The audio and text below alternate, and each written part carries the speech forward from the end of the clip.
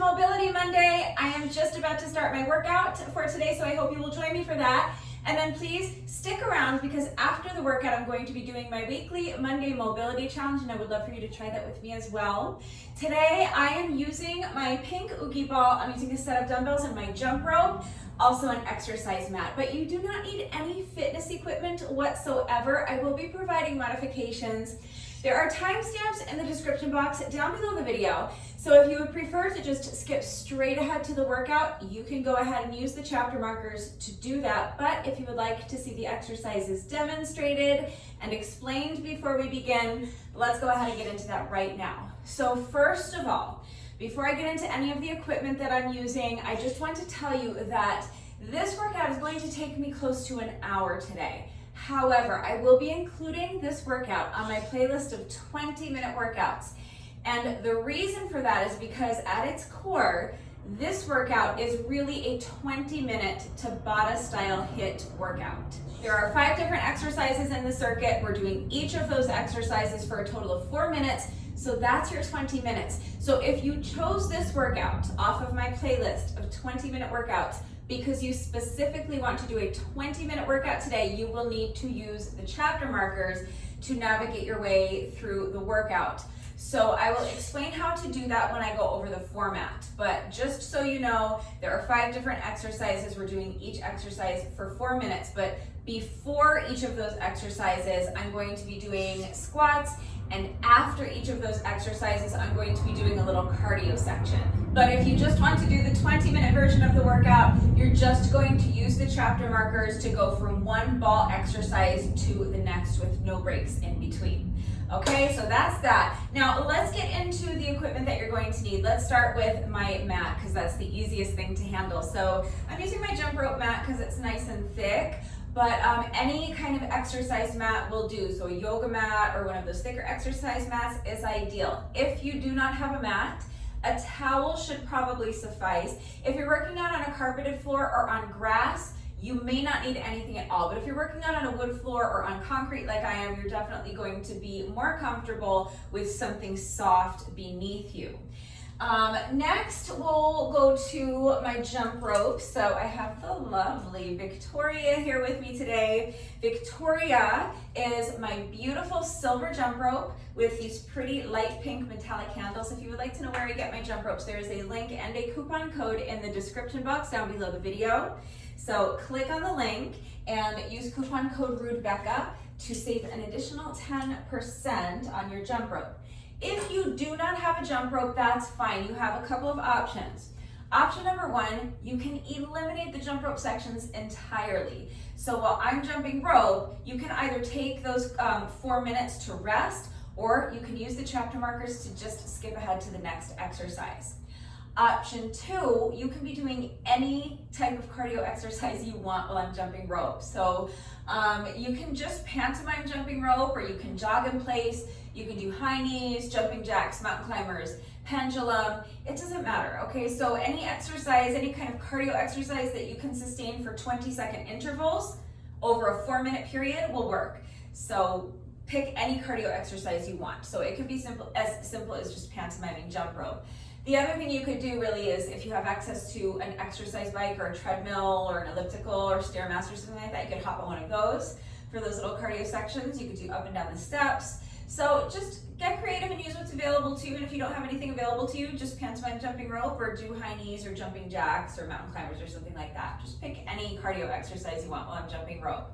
So that's easy enough, right? Next, let's move on to my dumbbells and my ball. So I will begin by telling you for reference, and for reference only, these are 10-pound dumbbells, and my pink Oogie ball weighs 8 pounds.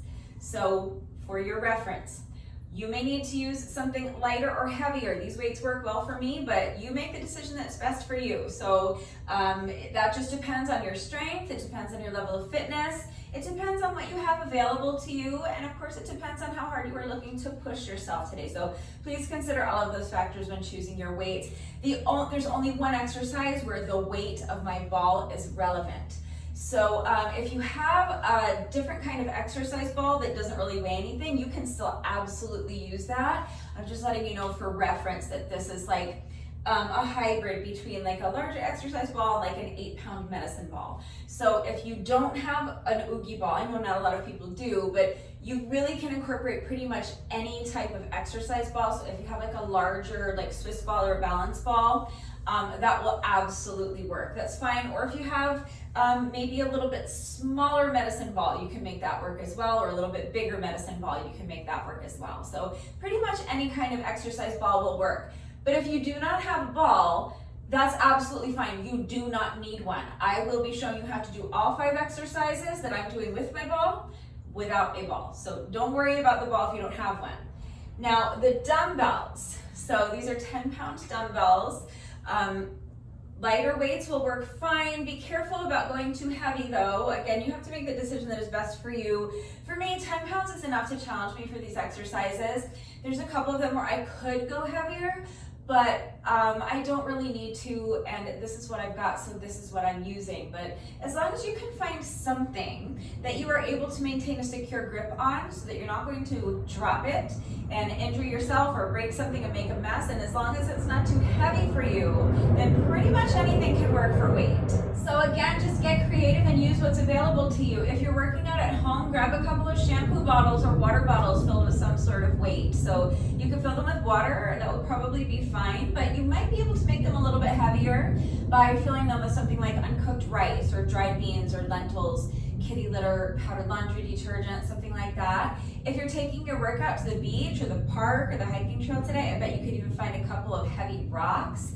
So again, just get creative and use what's available to you, but you really are going to need something to hold on to for weight. It doesn't have to be super heavy, and it shouldn't be super heavy, but shampoo bottles or water bottles I think are accessible enough. Typically I provide body weight alternatives so that if you have absolutely nothing at all that's going to work for weight, or you just don't want to add weight to the workout, you have another option. But in this case, for the exercises where I'm holding on to my dumbbells, well, at least for a couple of the exercises, there's really not a body weight alternative. For our Arnold presses, for example, I mean, you could do this without holding on to anything, but there's really no point to it. So you really do need some resistance. You need something for weight. So shampoo bottles or water bottles I think are pretty accessible. Again, if you're taking your workout to the park or something, look for a couple of rocks, that will work, but you are going to need something that you can hold on to for weight. But that's it, that's all of the equipment that I'm using. So now let's go through all 5 exercises in our circuit. We'll go through that first, because if you're doing the 20-minute version of the workout, that's going to be all you're doing. And then I'll show you just one more exercise that we're going to be doing before each of those other 5 exercises that I'm doing with my ball, okay? So starting with our Arnold press. So for this exercise, I'm just going to be sitting on my ball. And this is going to help me to engage my core a little better. But if you don't have a ball, you can just do this from a standing position. You can also do it seated on a chair or a stool or something like that, or a plyo box or a park bench if you want to do it seated. I like sitting on my ball because the ball provides an unstable surface.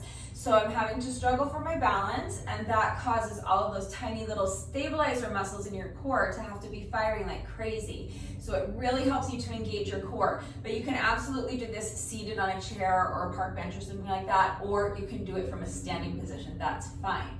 But I'm going to be seated on my ball. So for this, I'm using both of my dumbbells. And I'm going to start with my dumbbells up by my shoulders. My palms are facing my shoulders. You are looking at the backs of my hands. This is my starting position. So I'm holding onto my dumbbells. I'm going to curl the weights up towards my shoulders. And then from here, I'm going to bring one weight around to my shoulder, rotating my shoulder so that now you're looking at the palm of this hand. And then I'm going to press the weight up overhead and then reverse the movement. Bring the weight back down to my shoulder and then swing it around. Rotate my shoulder again to return to my starting position. And then we're going to alternate sides. So now I'm going to take the other weight, rotate my shoulder. Now you're looking at the palm of this hand. Press that weight up overhead, bring the weight back down to the shoulder, and then squeeze the weights together in front of me. So it's an Arnold press, but it's a single arm Arnold press. So we're just doing the movement one arm at a time. So make sure the movement's under control. Make sure when you bring those weights together in front of you, you're really feeling that squeeze in your chest. Don't bang the weights together. Movement should be under control. But that's it, it's super simple, okay? So press one weight up overhead, squeeze the weights together in front of you, press the other weight up overhead, squeeze the weights together in front of you. And that's it, that's my first exercise. So for that one, really, it's not easy to come up with a body weight alternative. So you can substitute with a different exercise if you want, but I really think the easiest substitution if you don't have any fitness equipment is to just grab a couple of water bottles or shampoo bottles to hold on to. But that's my first exercise. The next exercise is going to be a chest press. So I'll show you your ball-free option first. So I'm just going to come down onto my back on my mat. Knees are bent, feet are flat on the mat. And I'm going to start holding onto my dumbbells with my elbows on the ground and my palms facing towards the ceiling. Now, tilt your pelvis forward so that you're pressing your low back into the mat. Really engage those lower ab muscles. And then from here, you're just going to press the weights up overhead and then bring them back down with control. Return to your starting position. You can also do this one arm at a time if you prefer, but I'm going to be doing both arms at a time. Okay, super simple. So just press the weights up, straighten the elbows, and then bend the elbows, bring the weights back down, return to your starting position. Okay, working chest. So for this one, I guess for this one, if you don't want to add weight, you can do a push-up variation. That's probably going to be the next best way to work your chest if you don't want to use weights. So any push-up variation would probably be fine if you don't have weights, but that's what I'm going to be doing. If you have a ball, then here is what you're going to do. You're going to do the exact same exercise, but you are going to have your upper back on the ball. But this is my starting position here. So I'm pressing my heels into the mat, lifting my hips up. I'm starting with my weights by my shoulders, and then from here it's the same thing, just straightening the elbows, pressing the weights up overhead, and then bringing the weights back down with control. Okay, so that's chest presses. Obviously, you could also do this on like a weight bench or a plyo box, that would be fine. Or you can do it flat on the mat like I showed you. If you don't have anything that's going to work for weight, a push-up variation will work, but that is our second exercise. So the third exercise is going to be a sit-up. So really any sit-up variation you want to do with or without weight is fine. For this one, I'm just going to be holding on to one weight, and I am going to have my legs on the ball like this. So you could elevate your the bottoms of your legs onto a plyo box or a chair or a park bench or a milk crate, cinder blocks, an aerobic step. Any kind of elevated surface is fine. So you don't need a ball. Again, I just like my ball because it's unstable and it just makes it a little bit more challenging. I'm going to hold on to just one dumbbell, so I have one hand on either side of the dumbbell like this, and I'm starting with my arms extended overhead. From here, I'm just going to sit up, bring the weight with me, obviously, reach up at the top of the movement, and then I'm adding this tricep extension, and then reverse the movement. Super simple. So as you're doing your tricep extension, make sure you're keeping the insides of your elbows glued to your temples. The point is that from your shoulder to your elbow does not move. So you're hinging at the elbow as you lower the weight behind your head, and then hinge at the elbow and straighten your arm to press the weight back up overhead. So as the weight's coming behind you, you're looking to avoid allowing your elbow to go behind you as well. And as you're extending your arms straight again and pressing the weight back up overhead, you don't want your elbow coming forward. So your elbows should stay still. From your shoulders to your elbows should stay perfectly still the whole time. Insides of your elbows are glued to your temples, and you're just hinging at the hips hinging at the elbows as you drop the weight behind you and as you extend the arms and press the weight back up overhead. No ball, no problem. This, okay? So again, you could elevate your legs on something else, or you can just have your feet flat on the floor of the ground or on your exercise mat and do your sit-ups like this. Okay, without weight, you can just sit up and reach. Again, really, any sit-up variation you want to do is fine. But I'm going to be doing my sit-ups with my legs elevated on the ball, and I'm going to be holding onto one weight, adding a tricep extension at the top of the movement. Now, we're done with the dumbbells. So, for the next exercise, we're just going to be lifting this 8-pound oogie ball. So, I would be fine to do this exercise with a heavier medicine ball. I could probably do this with, I could definitely do it with a 10-pound ball, maybe, you know, a little bit heavier than that. So, but I could also make it work with a lighter medicine ball or with a light balanced ball or like one of those like Swiss balls where it's maybe bigger but it weighs basically nothing. That would be fine. You could even use like a volleyball or a basketball or something like that. That would be fine as well. And you could use a kettlebell or a dumbbell with one slight modification. So if you don't have a ball, but you do have a dumbbell or a kettlebell, I'll show you that modification in just a second.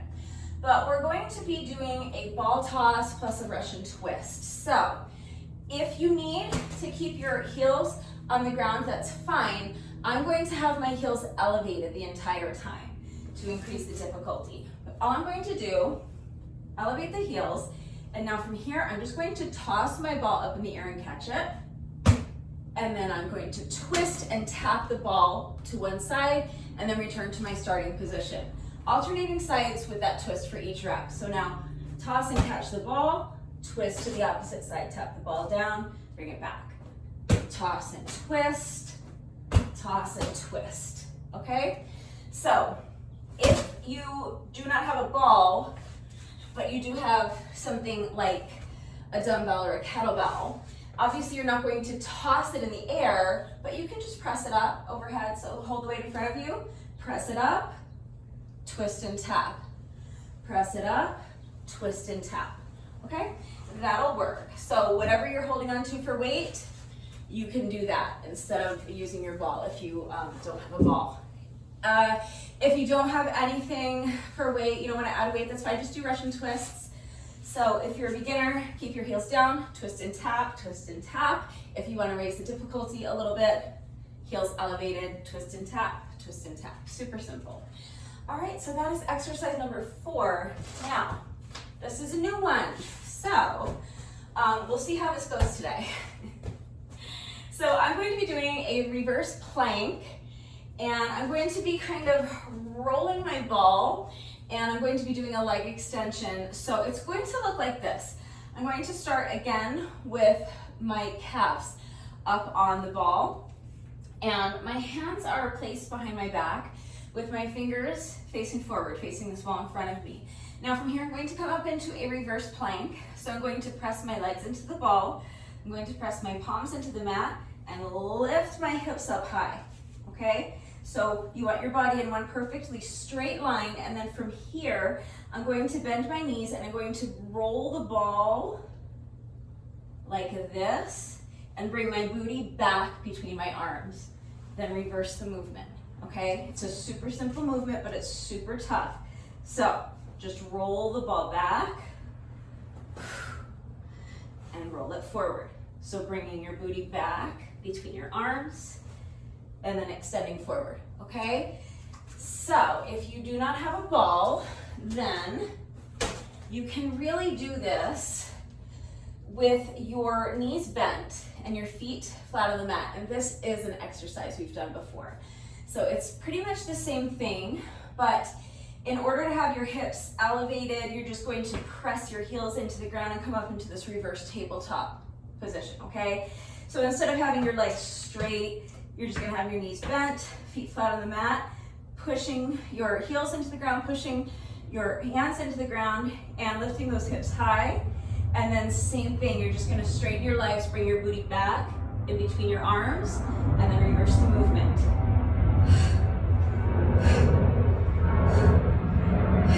So that's it, that's all 5 exercises. So if you're doing the 20-minute version of this workout, You're just going to set your timer for 10-second rest intervals and 20-second work intervals times 8 rounds. That's 4 minutes.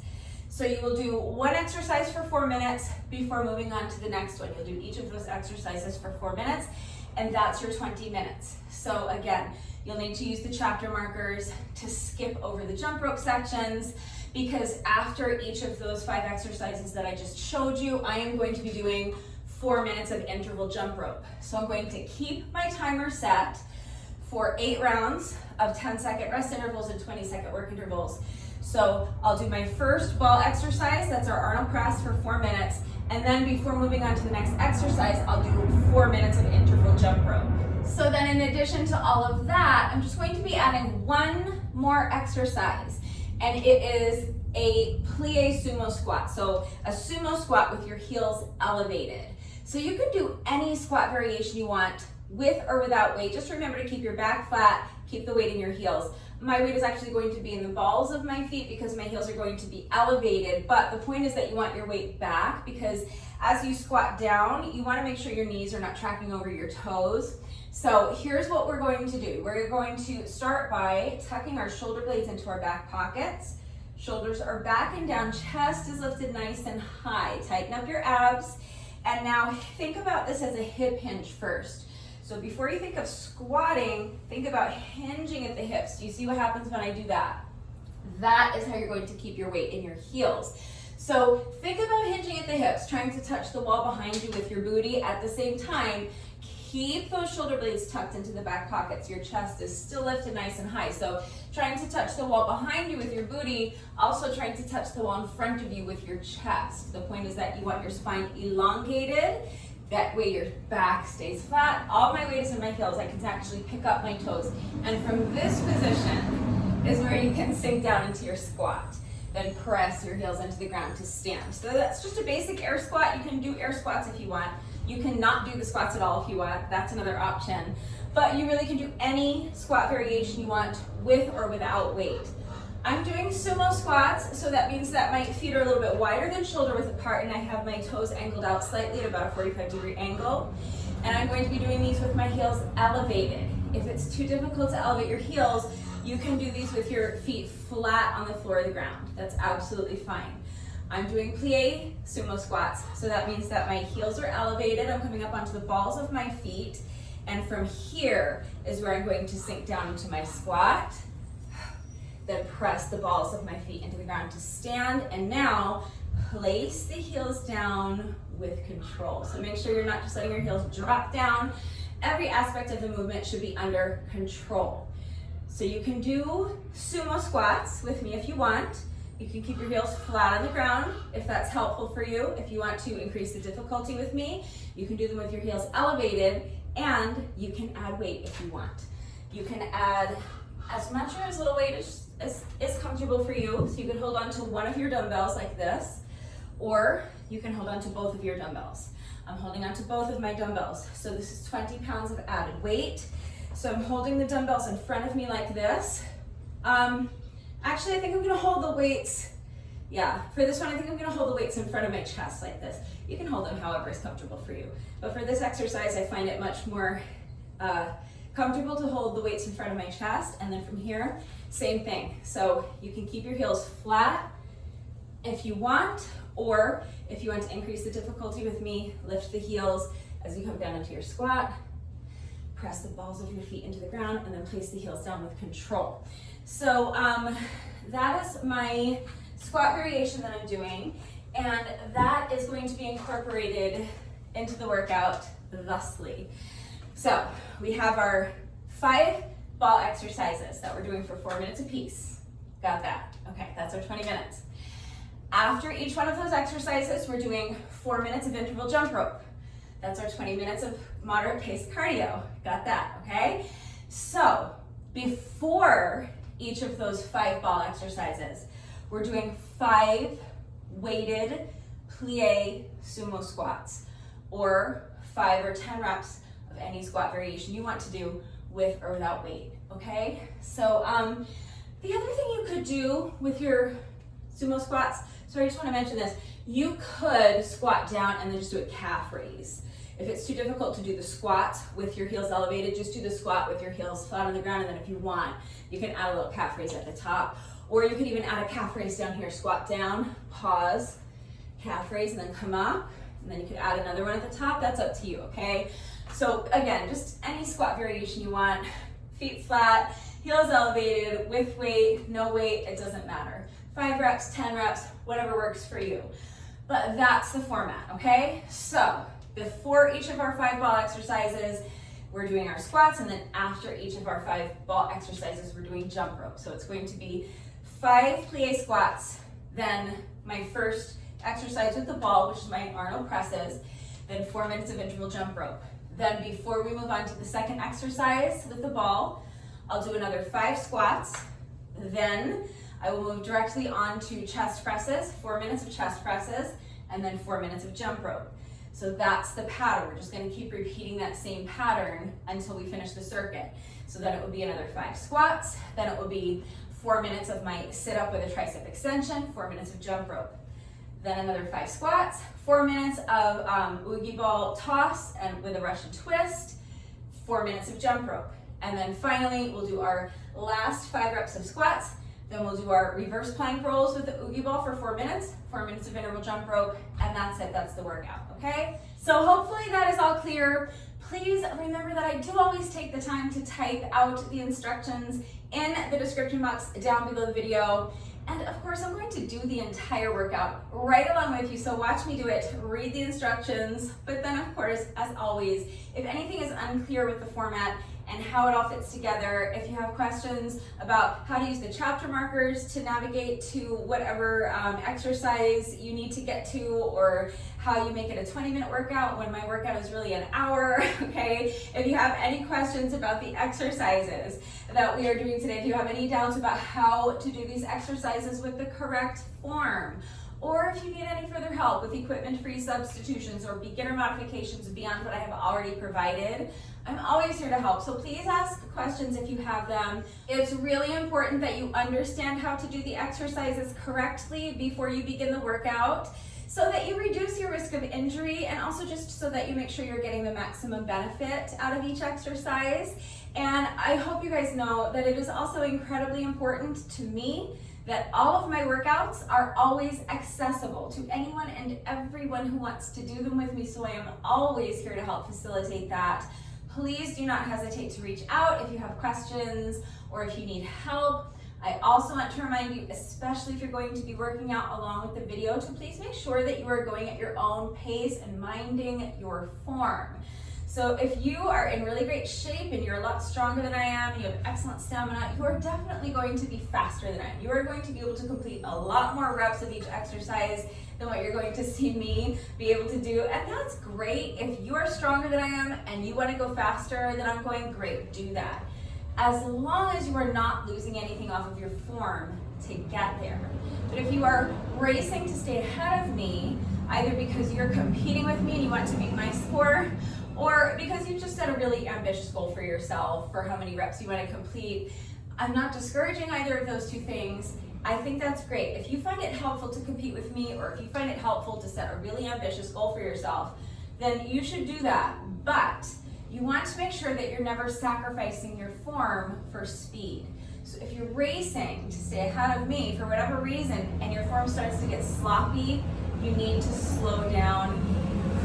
It is always going to be safer and more effective to do fewer reps with excellent form than to do lots and lots of sloppy reps. So please make sure that you're going at your own pace and mind your form. Do not sacrifice your form for speed. And if you're going slower than I am, fantastic. As long as you are out here doing these reps with me and you're minding your form, that's what matters. So please don't race to keep up with me at the expense of your form either. If you're racing to keep up with me and your form starts to get sloppy, just slow down, okay? Make sure you're working to your own level. So that means going at your own pace. It also means choosing a ball or dumbbells or a kettlebell or household items that are an appropriate weight for you. It might mean dropping the added weight if it becomes too taxing. It might mean shortening up your range of motion, or putting your heels down for the Russian twists, or eliminating the jump rope sections, okay? So just make sure that you're being smart. Please be safe, use your common sense, listen to your body. Always make the decision that is best for you, and just do your best. Please remember that your best is always, always good enough. So let your best be good enough. Hopefully I have covered everything. If you're ready to go ahead and begin the workout, gather whatever equipment you need. So for me, and that is my jump rope, a set of dumbbells, my oogie ball, and an exercise mat. Remember, you will be more comfortable with something soft beneath you. So if you don't have a mat, grab a towel. If you're working out on a carpeted floor or on grass, you may not need anything at all. Any kind of ball will work, but if you don't have a ball, that's fine. You have your modifications that you can do all 5 exercises I'm doing with the ball. You can do them without the ball. If you do not have dumbbells, look for household items that will work. Water bottles or shampoo bottles filled with some sort of weight, but you will need some sort of weight at least for the first exercise. Grab your jump rope if you have one, and if you're jumping rope with me today, if you don't have a jump rope, remember you can skip the jump rope sections, or you can substitute with any kind of cardio exercise you want while I'm jumping rope. So go ahead and gather whatever equipment you need, pause the video, go get dressed, and then meet me right back here. We're going to start with a quick little 5-minute warm-up, and then we will get right into this super tough 20-minute Tabata style hip workout plus 20 minutes of moderate paced cardio and an extra 25 weighted sumo squats. So as soon as you're ready, let's get started with our 5-minute warm-up. So you're going to begin by just allowing your head to fall towards one side. Place your hand on top of your head and just rest it there. Make sure your arm is relaxed. You're not pulling your ear down towards your shoulder. You're simply allowing gravity to do all the work of gently stretching the opposite side of your neck by just using the weight of your arm to do so. So now we're gonna switch sides. Allow your head to fall towards the opposite shoulder. Place your hand on top of your head and just rest it there. Your arm should be completely relaxed. Shoulders should be relaxed as well, so make sure your shoulders are down, away from your ears. Next, we're going to do some head rolls. So you're going to start by allowing your chin to fall first towards your chest, and then towards the opposite shoulder and back. Each time you roll your head from one shoulder to the other, just start feeling your head getting heavier and heavier. Allow your range of motion to increase until eventually your entire torso is just kind of spilling in front of you. Your arms are nice and loose like a rag doll. Now feet a little bit wider than shoulder width apart. Bend the knees and sweep the arms in front of you as you straighten your legs. To stand, you're reaching up as high as you can, stretching up towards the ceiling. Each time you bend your knees, allow your range of motion to increase, sinking deeper and deeper into that squat. Now we're going to lunge side to side, so feet should still be a little bit wider than shoulder width apart. Now you can add the arms. Nice and easy. So each time you lunge from one side to the other, just reaching your arm across your body, like you're trying to throw your arm across the room. Now step the feet in. We're just going to march in place.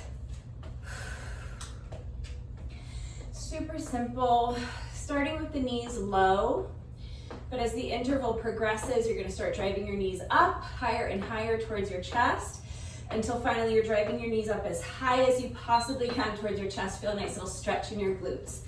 Now we're going to do the same thing, jogging in place. So starting with your knees low, as the interval progresses, you're going to start driving your knees up higher and higher towards your chest, until finally you're driving your knees up as high as you possibly can. Now booty kicks, so keep jogging, but now with each step, you're bringing your foot behind you. Really try to see if you can kick yourself in the booty cheek with your heel. For this next one, if you struggle with balance, you can hold onto the wall or a chair for support. If not, hands on the hips is fine. Transfer your weight into one foot, pick up the other foot, and just swing the leg front and back. Nice and loose, just waking up those hip flexors. Now we're gonna switch sides. So you put this foot down, transfer your weight again, pick up the opposite foot, and same thing, just swing the leg front and back. You can start low, and then as the interval progresses, if it's comfortable, you can start expanding your range of motion. Swinging that leg higher and higher. Now put this foot down. Pick up the other foot, extend the leg straight out in front of you, and then bring the leg around and behind, making a little semicircle. Lifting that leg higher and higher each time you make your semicircle. And now we're gonna finish with 2 hip circles. So drive the knee up towards your chest. Use your hand to guide it around. Other side. Extend the opposite leg out in front. Make a semicircle. Bringing the leg around and behind you. Lifting the leg higher and higher each time. And now 2 hip circles. Drive the knee up towards your chest. Use your hand to guide it around. And now, feet wide apart, hinge at the hips, and forward fold. We're gonna finish with a hamstring stretch. So keep your back as flat as possible. If you want to hold on to the wall or a chair for support, might make it easier to keep your back flat, which is just going to make it possible to isolate your hamstrings more effectively. What did I skip? I do this warm-up routine every single day, and somehow I skipped something. I just realized I skipped shoulder rolls and arm circles, so let's do those really quickly. Just roll your shoulders either towards the front or towards the back, it doesn't matter. Think about making big circles though. You want to explore your full range of motion here. And then we're going to finish with some arm circles. So we're going to start small with our arm circles. You're going to begin by just extending your arms straight out to the sides, and then make small circles either towards the back or towards the front, it doesn't matter. But as the interval progresses, you just want to start making your circles bigger and bigger until finally you are exploring your full range of motion, making the circles as big as you possibly can. And that's it. That is our little 5-minute warm-up. I went out of order today. I don't know how. I do this warm-up routine every single day, but today I just skipped those 2 exercises, but the order doesn't really matter. We hit pretty much everything, got the heart rate up a little bit, got the backs of the legs loosened up. So let's go ahead and get right into the workout. So remember, if you are doing the 20-minute version of the workout, you're going to use the chapter markers to skip ahead to the first of our 5 ball exercises, which is Arnold presses. If you are doing the longer version of the workout with me, we are going to start with squats. So I'm doing weighted plie sumo squats, 5 reps. You do any squat variation you want with or without weight. You can do 5 reps or 10 reps or 8 reps or 12 reps, whatever you want to do. So I am going to be holding my weights together in front of my chest like this. My feet are a little bit wider than shoulder width apart. I have my toes angled out slightly at about a 45-degree angle. And now I'm going to lift my heels, come down into my squat, and then press the balls of my feet into the ground to stand. Place the heels back down with control. 4 more reps.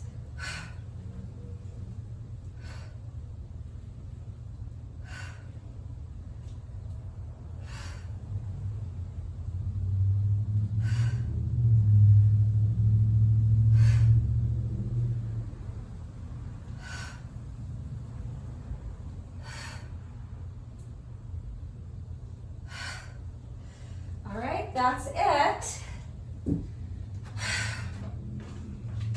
I know 5 reps isn't a lot, but that's a tough exercise, and it's an exercise that you can't really rush through, so 5 reps seemed like the right amount to me.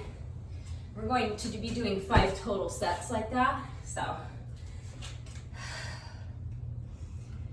That's why I say though, you can do more or less. Like if you're doing a squat variation that you can get done more quickly, you might want to do at least 8 reps, maybe 10 or 12, even 15 or 20, that's up to you. So first of our ball exercises is Arnold presses. I'm doing these seated on my ball. You can do them seated on a chair or a plyo box or a park bench or a weight bench, or you can do them from standing. I'm starting my timer in 3, 2, 1, and go. This is 10 seconds just to get ready. So starting with the weights up by your shoulders, now squeeze the weights together in front of you. Now one at a time, you're going to rotate your shoulder so that you bring one weight to the shoulder on the same side.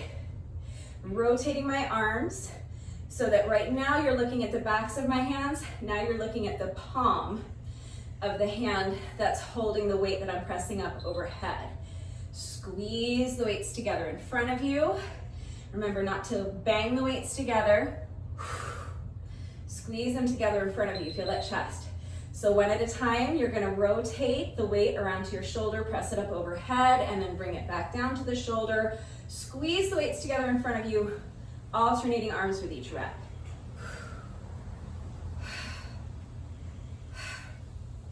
We're doing each exercise for 4 minutes before moving on.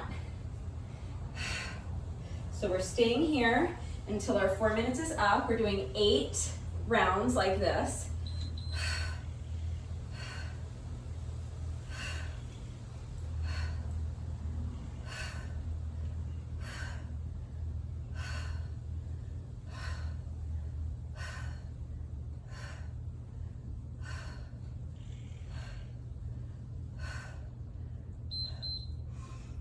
Doing this on the ball just helps me to engage my core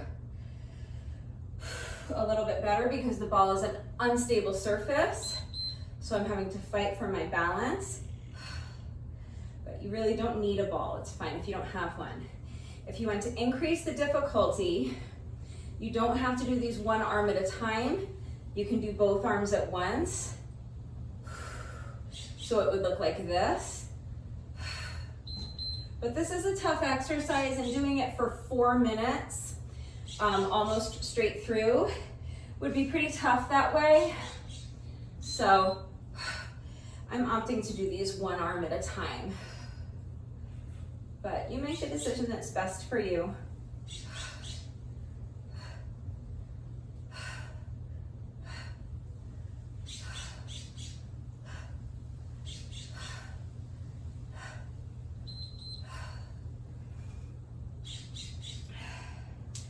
Three more rounds to go. Keep pushing.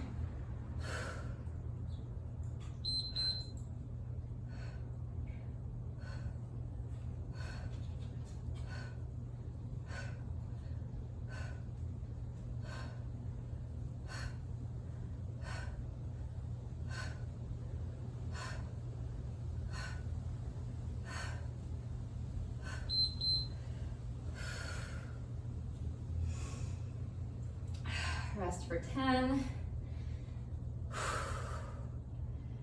And here we go, another 20 seconds. If it's getting too difficult to do it sitting on the ball, you can stand. If your weights are getting too heavy and you have a lighter set close by, you can drop down. Just do your best to keep moving. If you need additional rest breaks, that's fine. Rest as needed. The goal is to not rest during any of the work intervals, but if you need to rest, you should rest. Challenge yourself to keep any additional rest breaks as short as you can, but they should be as long as you need. So you should only resume the workout once you feel that you have regained enough strength and you have enough stamina so that you can continue with good form. But this is our final work interval. One more rep, let's push. And that's it, that's our 4 minutes. So Arnold presses are done. So if you're doing the 20-minute version of this workout, this really is essentially a no repeats workout because we're doing each exercise for 4 minutes. We're on intervals, so we're doing 8 intervals in a row, but we're doing it for 4 minutes. We're just resting for 10 seconds at a time. But then once you're done doing the exercise for that 4 minutes, you're done with the exercise. We don't go back to it. So kind of a no repeat workout if you're just doing the 20-minute version. So now, if you are doing the 20-minute version of the workout, you will use the chapter markers to skip ahead. You're gonna skip over this jump rope section, skip over our next set of squats, and you're gonna skip ahead to our second ball exercise, which is chest press. If you are including the cardio sections with me, remember 4 minutes of any kind of moderate pace cardio exercise you wanna do is fine. I'm jumping rope, starting my timer in 3, 2, 1. This is 10 seconds to get ready. We always start with the rest interval. So so that we have a few seconds to get ready and then we don't lose anything off of our first work interval. So 4 minutes of jump rope.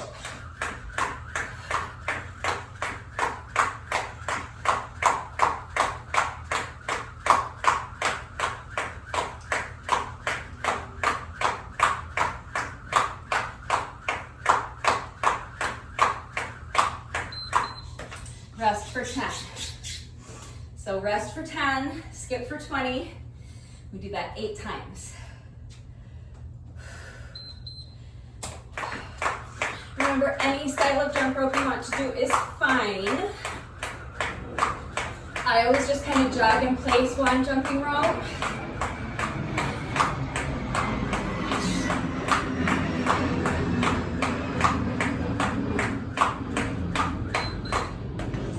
More comfortable jumping with your feet together, great.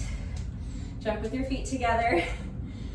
If you excel at jump rope and you want to do something a little more difficult, you can do a boxer shuffle. You can do high knees, jump rope jacks.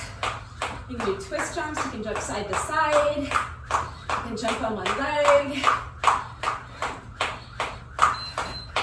These double unders. I could never. 4 minutes of double unders. I can't even do one double under. The point is, any style of jump rope you want to do is fine. And you don't have to stick with the same style for the entire 4 minutes. You can do a different style of jump rope with each jump rope section. Or you can even do a different style with each interval. Totally up to you. So if you don't have a jump rope, for these 20-second intervals where I'm jumping rope, you can just pantomime jumping rope. That's fine. Or I'm just kind of jogging in place while I'm jumping over my rope. So if you don't have a jump rope, you don't necessarily have to pantomime,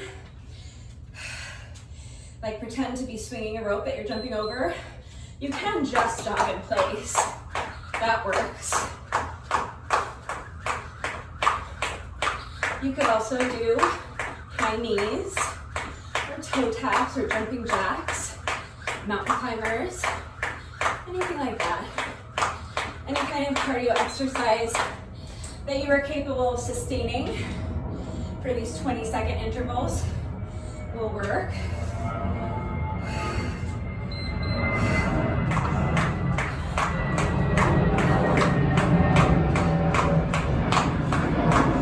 You could also just hop on an exercise bike or a treadmill or an elliptical or a Stairmaster, something like that for 4 minutes while I'm jumping rope. Jog for 4 minutes. If you have access to the field at your local high school, maybe do once or twice around the track. Your cardio sections don't have to be exactly 4 minutes long. Mine are, but yours don't have to be. But up and down the bleachers is another good option. Or if you have stairs in your house or your apartment complex, up and down the stairs is always a great option. That's our 4 minutes. You can stop if you want. I always just like to keep going until the beeping stops. So when our 4 minutes is up, my timer does that long series of beeps to let me know that the 4 minutes is over. So I always like to just keep jumping, keep skipping, keep jumping rope until the beeping stops. Just my way of kind of sprinting through the finish line. I like to finish strong. And then also, I feel like I can use that extra 15 or 20 seconds to make up for any time I might have lost because I was tripping over my jump rope. So when we get to the end of those 4 minute jump rope sections, and you hear my timer do that long series of beeps, as soon as you hear the beeping start, you can stop if you want. But if you want to just keep going with me, basically just making each jump rope section like 4 minutes and like 15 seconds or 20 seconds by keep skipping until, by continuing to jump rope until the beeping stops. All right, moving right along. Dig-a-doon, dig-a-doon. Footloose and fancy free. All right, 5 more squats. Getting there is half the fun. Come share it with me.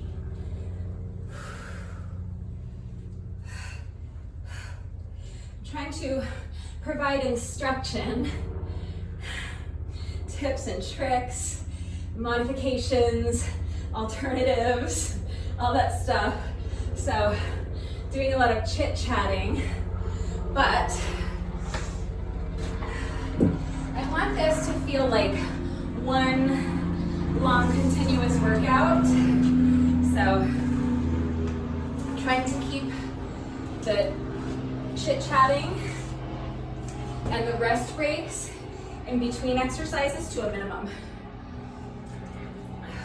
I want it to feel like one continuous workout as opposed to 5 little 4-minute workouts and then a separate 5 little 4-minute cardio sections. So I'm going to essentially move from one exercise to the next as quickly as possible. So as soon as you're ready, our next ball exercise is chest press. So starting my timer in 3, 2, 1. This is 10 seconds to get ready. So upper back on the ball.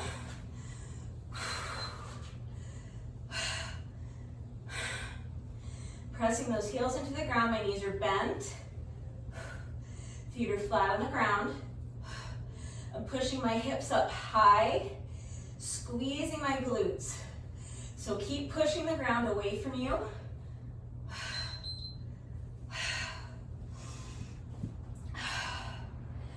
Keep your hips lifted high. Keep those glutes engaged. So pressing the hips up high, glutes are engaged, starting with the dumbbells by your shoulders. Press the weights up overhead, bring them back down to your shoulders with control.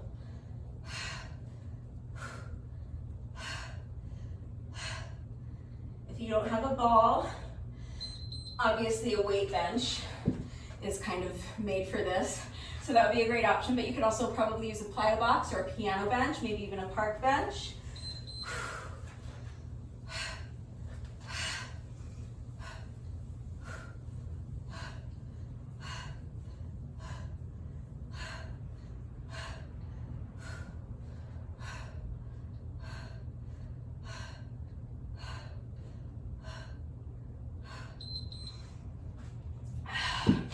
But remember, you can also do this with your back flat on the mat. That's absolutely fine.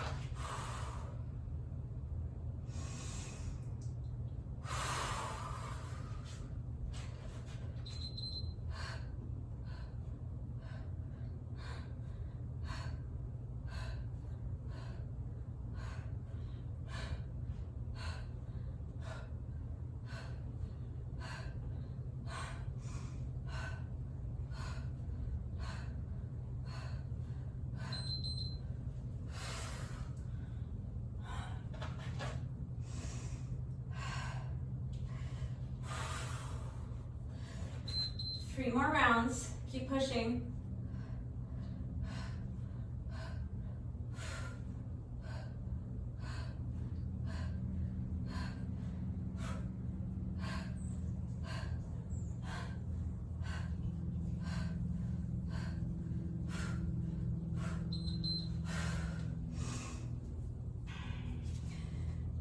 If the weights get too heavy and you have a lighter set of weights, you can drop down. But remember, we're working chest here. So if your weights are becoming too heavy, or if you don't want to add weight, you can always do a push-up variation instead.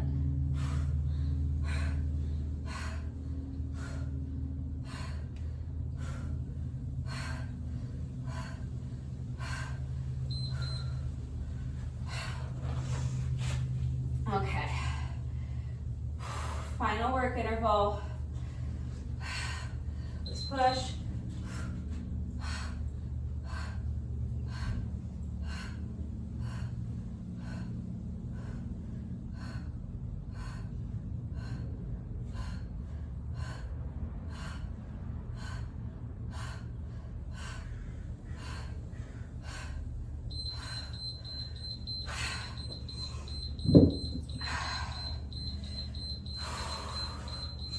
All right, that's our 4 minutes.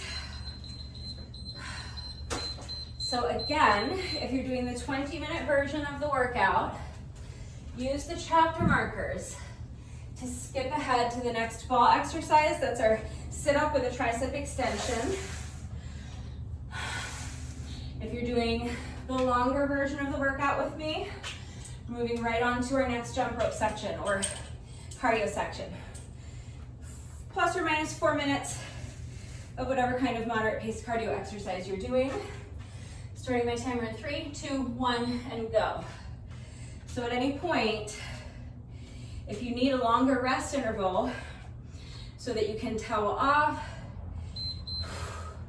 get a sip of water, if you need your heart rate to come down a little bit, if you want your breathing to normalize a little bit before moving on, you can always pause the video and just come back when you're ready.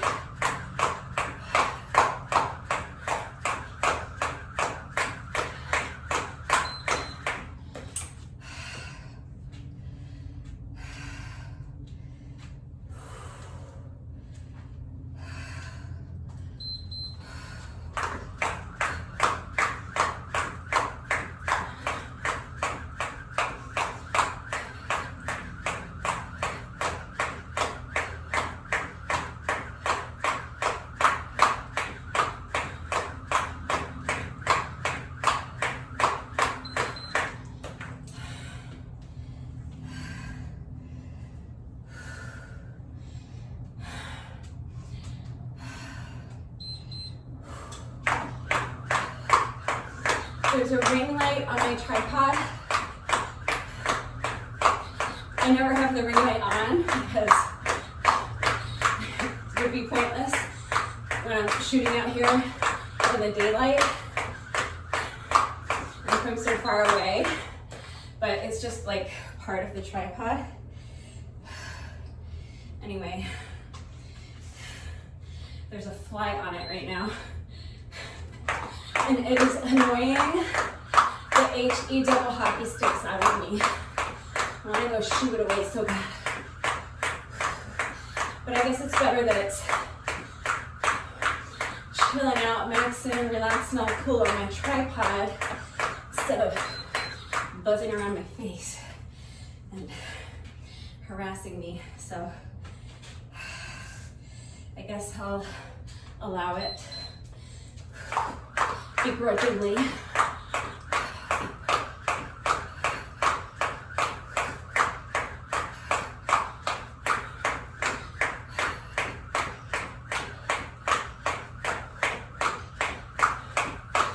What is this, our fourth interval? I think we're about halfway there. More than halfway. That was our fifth interval. So 3 more intervals to go.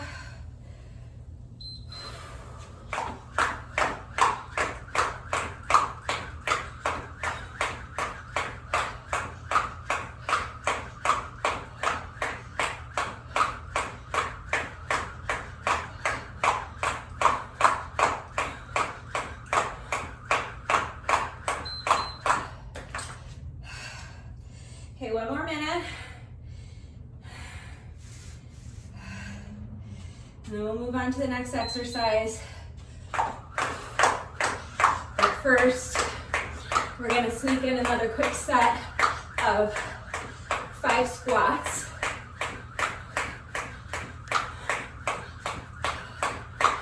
After each exercise, we do our 4 minutes of interval jump rope, But before each exercise,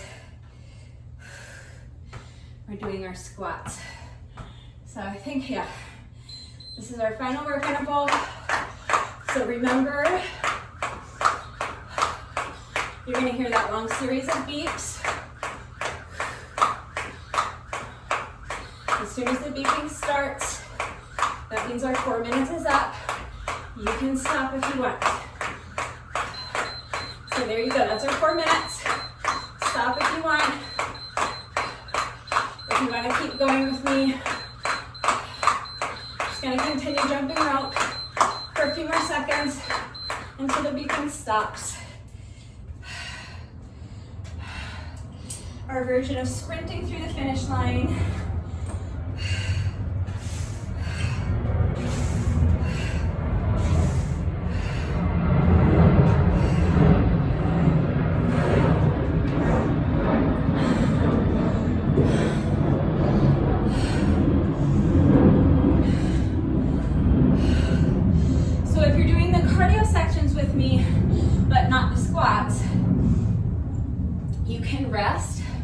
While I do this next set of 5 squats, or you can use the chapter markers to skip ahead to the sit-ups.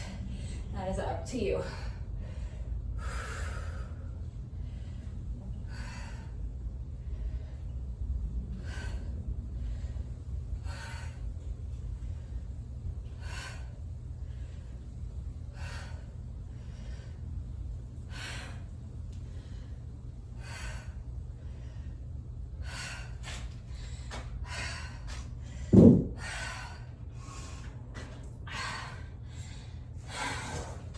Now onto our third of 5 ball exercises.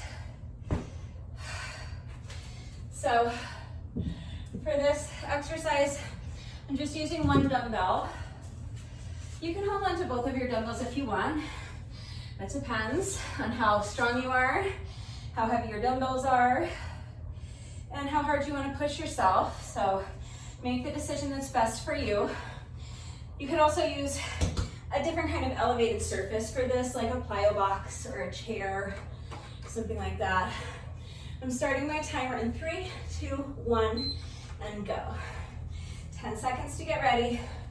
So I'm holding my dumbbell like this, one hand on either side of the dumbbell. Arms are extended up overhead.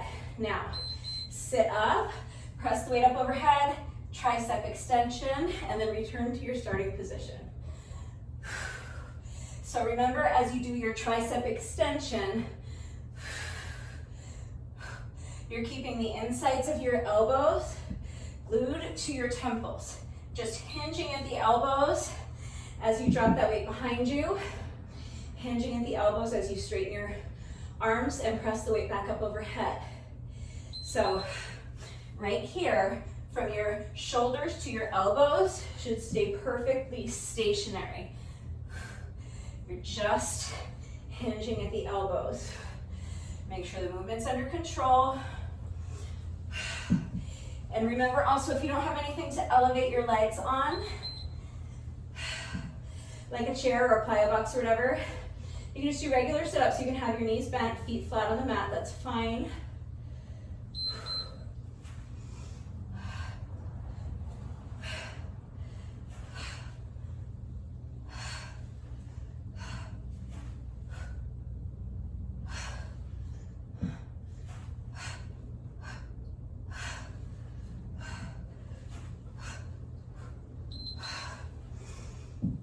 The weight gets too difficult, you can drop it. You can just sit up and reach. Remember, really, any sit-up variation you want to do with or without weight is fine. And it doesn't matter if you elevate your legs or not. Just really any sit-up variation that works for you. Just get it done. I've lost track of how many rounds we've done and I can't see my timer, so.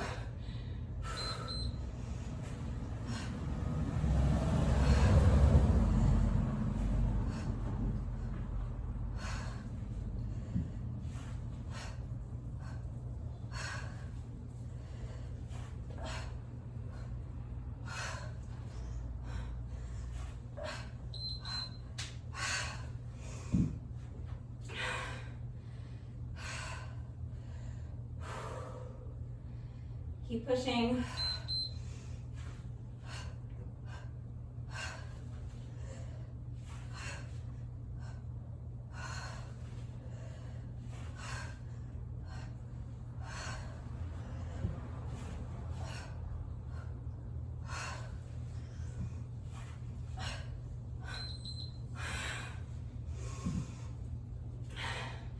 I think this might be our last interval. I'm not sure. I guess we'll find out in about 20 seconds.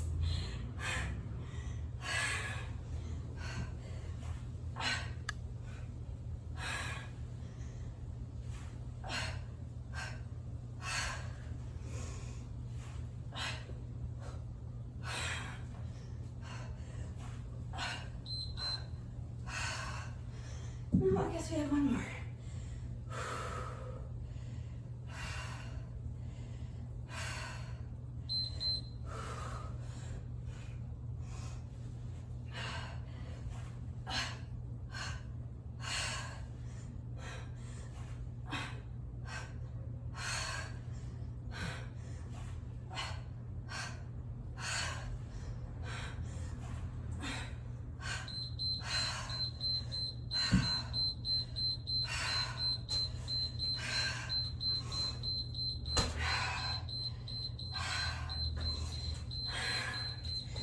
All right, that's our 4 minutes.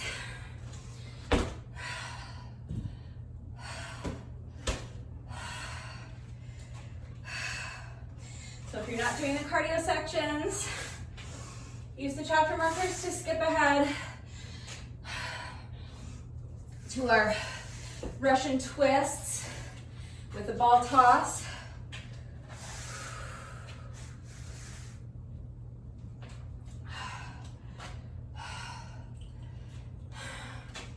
If you are doing the cardio sections with me, let's get right into our next jump rope section. 3, 2, 1. This is 10 seconds just to get ready. And now skip for 20.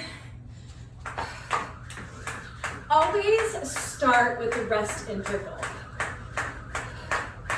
because that way you have a few seconds to get ready and you don't lose any time off of your first work interval.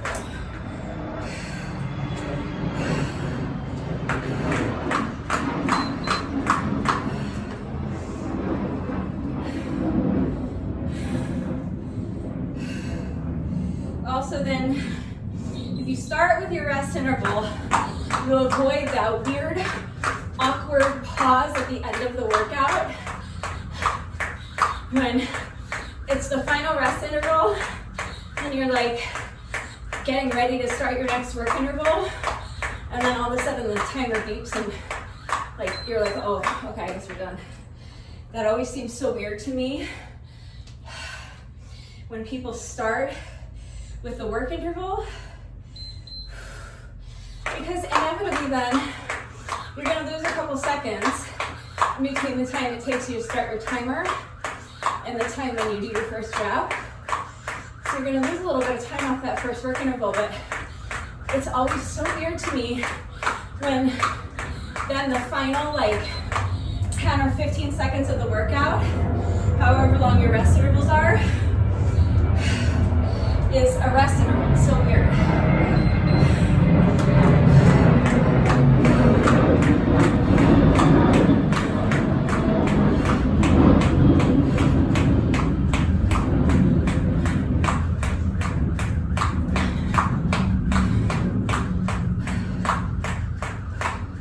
Obviously, the important thing is just that you're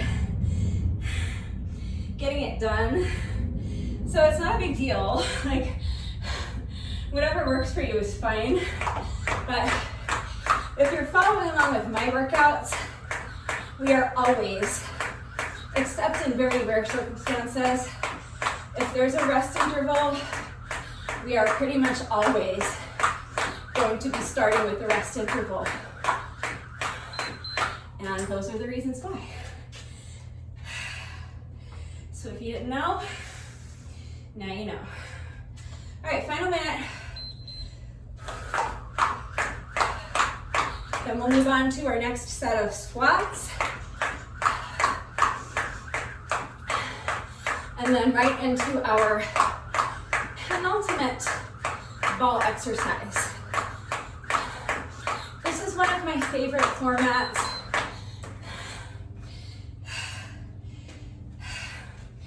I've done this format many times before.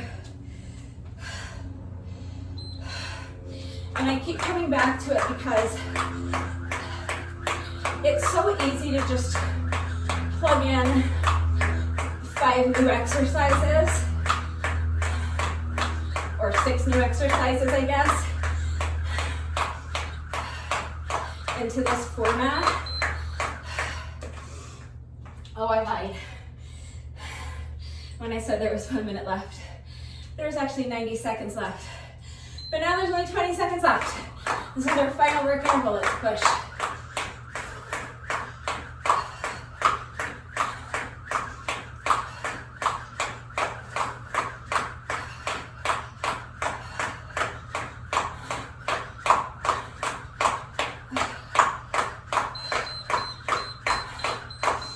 You know the drill. That's our 4 minutes. You can stop anytime you want.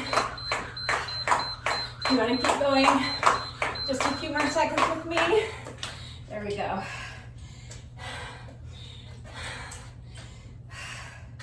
I've never timed it, but it just feels like something like 15 or 20 seconds. So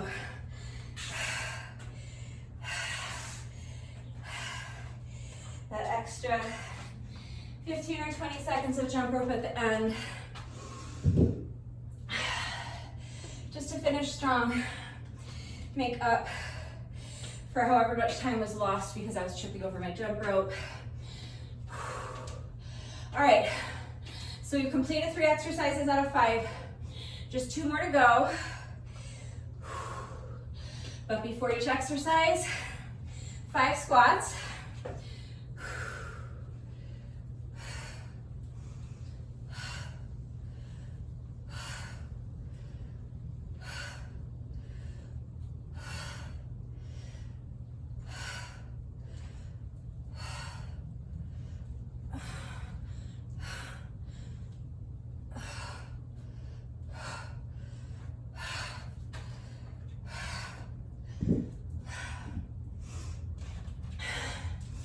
But I was gonna say, during that last jump rope section, why I love this format so much, the other reason is that, to me, it just flies by.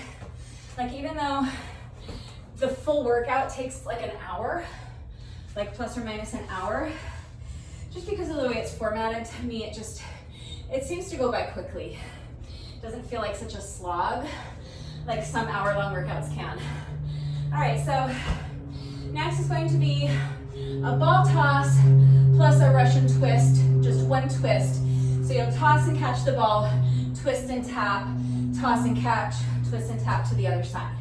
All right, so 3, 2, 1. This is our 10-second rest interval. You can keep your heels down if you want. If you want to increase the difficulty with me, lift your heels, toss and catch the ball, twist and tap, toss and catch, twist and tap to the other side.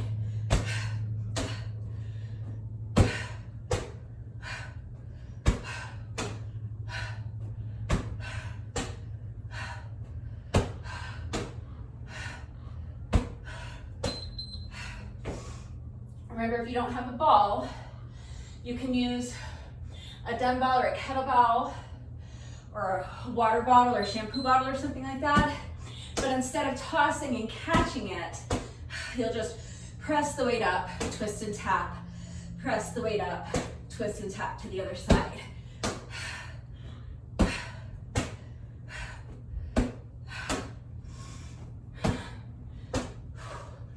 If you don't have anything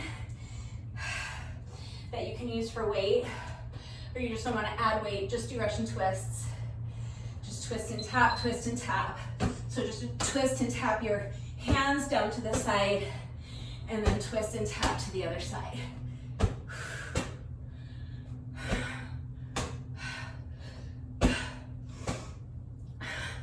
And remember, if it's getting too difficult to keep your heels elevated, Just put your heels down, that's fine.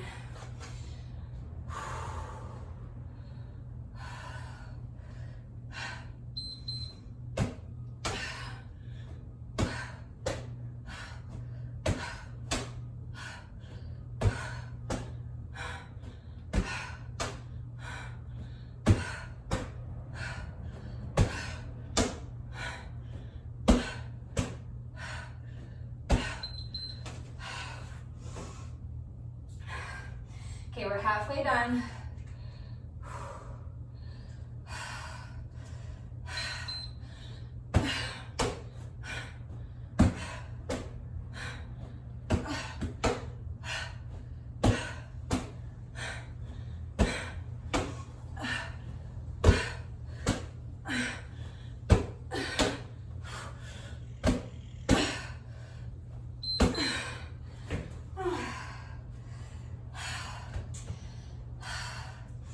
It's tough, I know. Just 3 more intervals left.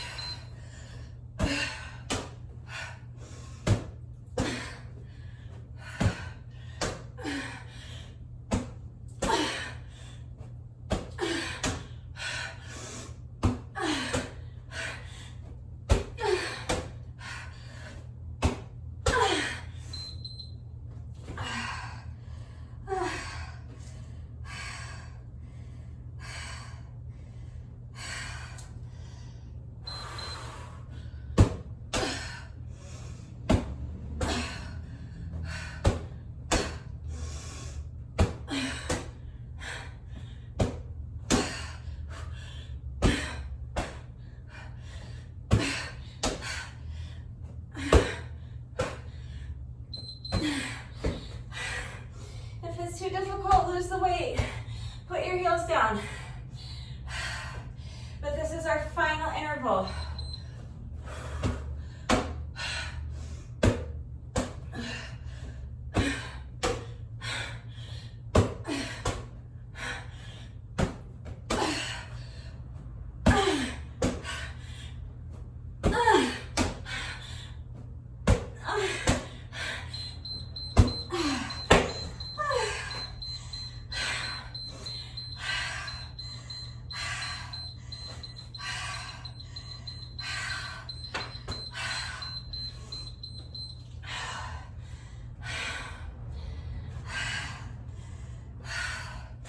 Other than our final set of squats,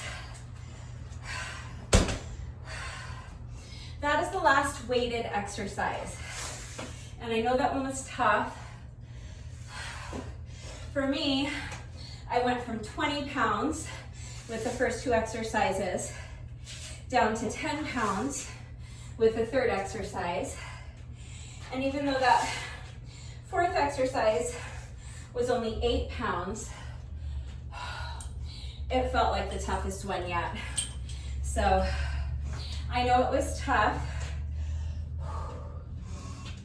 but all we have left with, as far as weights, is just 5 more weighted sumo squats. And remember, you don't need to add weight to your squats if you don't want to. All right. My quads don't feel ready to jump rope after 4 minutes of having them elevated that way, but I don't want to take too long of a rest break here.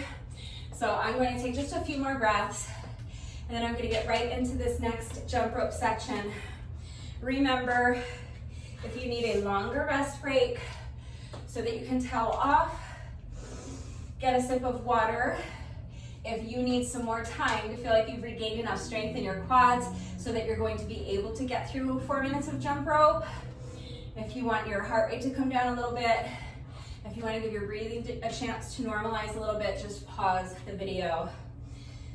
Towel off, get a sip of water, take a couple minutes to breathe, and when you're ready, come back, and we'll get right into our penultimate jump rope section. So as soon as you're ready, starting my timer in 3, 2, 1. This is our 10-second rest interval. Penultimate jump rope section, or I should say penultimate cardio section. Any kind of cardio exercise you want for about 4 minutes.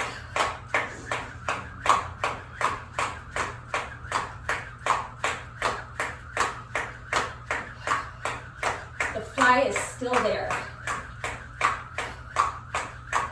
I don't know what's so appealing about that ring light, but she's digging it.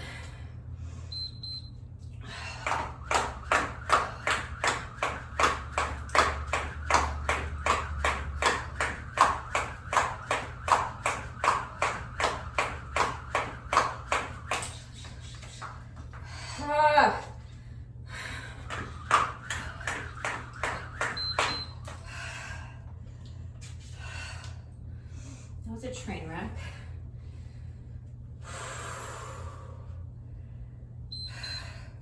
I did say my quads weren't ready, didn't I? So also just starting to get super hot out here.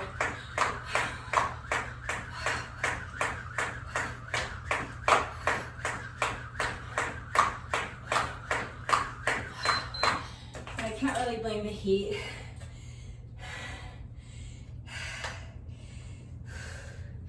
We're not even close to the hottest part of the day yet. And it's nowhere near as hot today as it was like last week. Last week was crazy hot.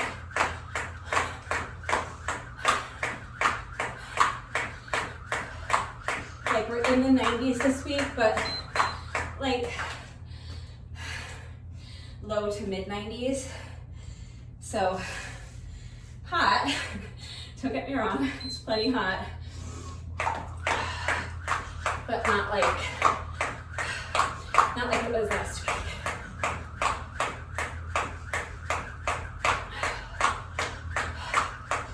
I keep whacking my ponytail with my jump rope. My face is all sweaty. So every time it happens, my hair is like sticking to my face. It's really distracting and really annoying and kind of gross. There we go again.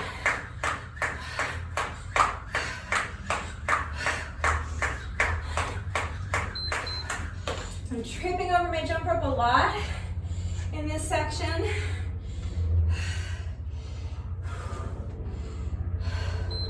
It's mostly just because we've been at it for over 45 minutes now, probably at least. And it's hot out here. And going into this jump rope section, my legs really were jelly after that 4 minutes of Russian twists. But it's okay, because I'm doing my best. And like I always remind us before we begin the workout, your best is always good enough. So I'm going to let my best be good enough. And also it's okay because I'm using this extra 15 or 20 seconds to continue jumping rope so that I'm making up for all of that time I lost off of my work intervals because I was tripping over my rope. So it's all good. I'm out here, I'm putting in the work, I'm doing the reps. That's what matters. All right, that's 4 exercises done. Just 1 more to go. But first, we just need to do our final set of 5 squats. When you're ready.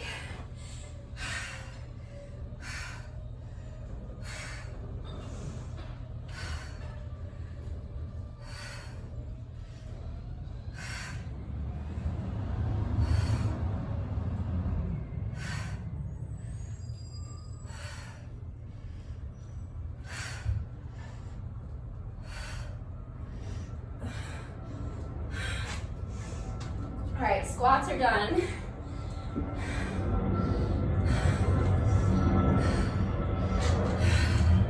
We've done 25 of those all day, and that's great. That's a tough squat variation.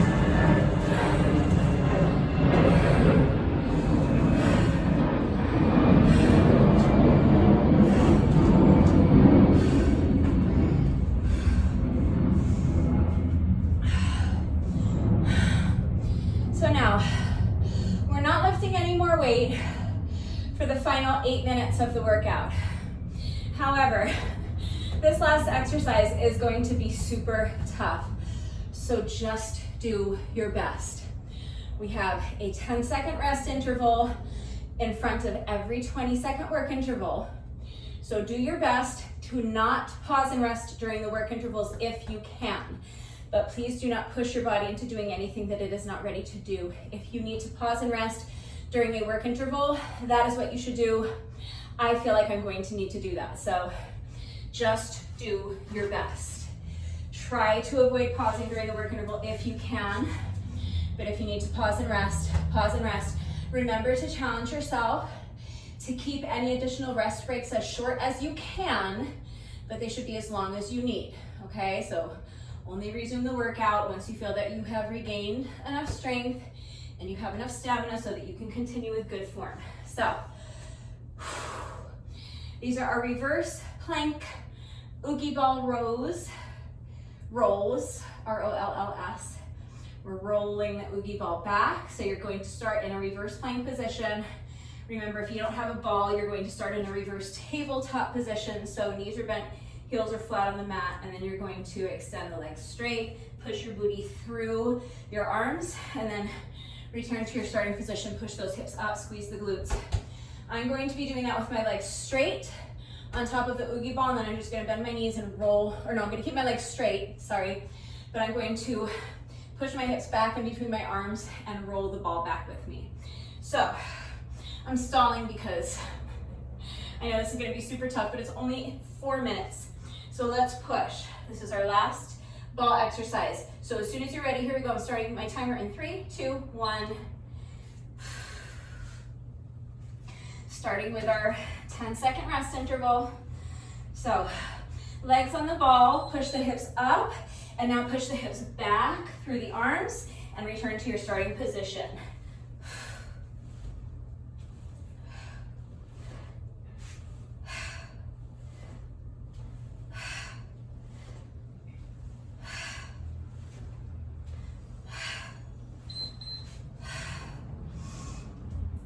Seconds to rest.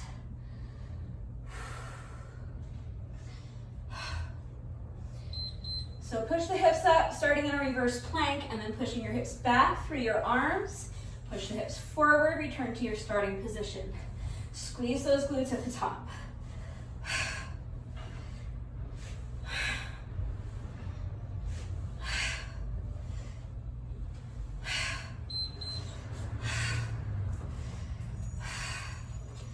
It's a tough one, I know. Do your best.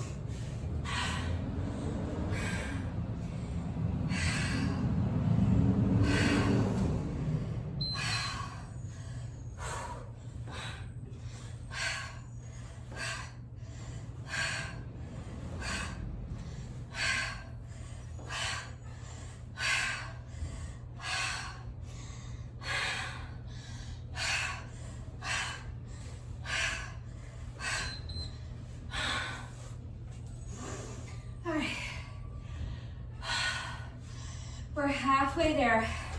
I know it's tough.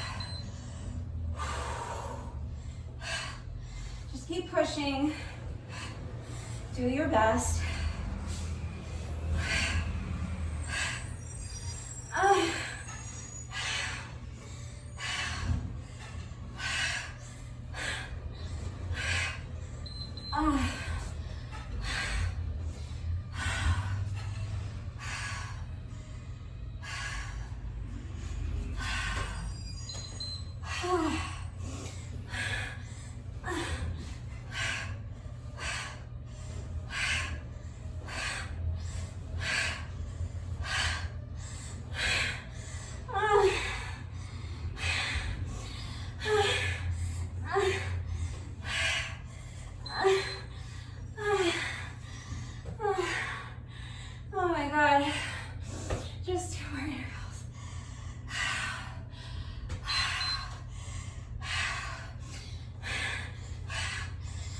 can string together more than 4 reps at this point.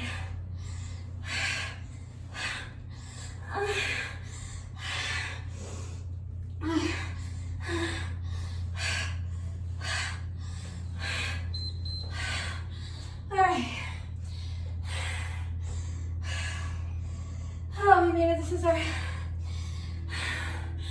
final work interval.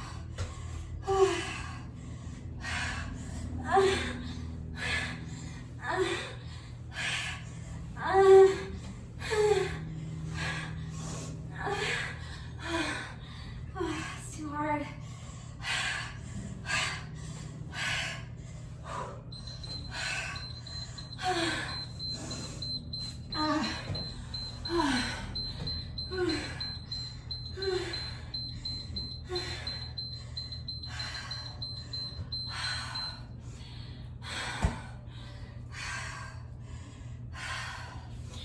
Even though I designed this workout so that each exercise, as we make our way through the list, uses less and less weight until finally we're doing a body weight exercise. I feel like those last 2 exercises were easily the most taxing for me. So, I know they're tough exercises, and that's part of the reason why, but also part of it's just because they're last, and we've been at it for a long time. Fatigue is definitely starting to set in. I feel like I'm slurring my words. Can barely get up. I don't know how my legs are gonna make it through this final 4 minutes of jump rope, but I think it's a combination of both of those things. I think those last 2 exercises are really taxing, but they feel more taxing than they normally would. Like if they came first, they wouldn't feel as bad just because they're last and I'm already so fatigued from all the reps we've already done by the time we got to those. But that last exercise, it's kind of a new one. Like I said, we've done it before. We've done the ball-less modification that I showed you. We've done that exercise a few times before, but I've never done it with the ball before. So doing it with the ball was new, but it is a great strength training exercise, but it's a great mobility exercise. And it's Mobility Monday, so I figured with the H, let's toss in at least one mobility exercise. All right, we have just 4 minutes left. So if you need a longer rest break, pause the video, come back when you're ready. I'm gonna go ahead and get right into this final jump rope section. Starting my timer in 3, 2, 1. 10 seconds to get ready. And now here we go. Final 4 minutes of jump rope.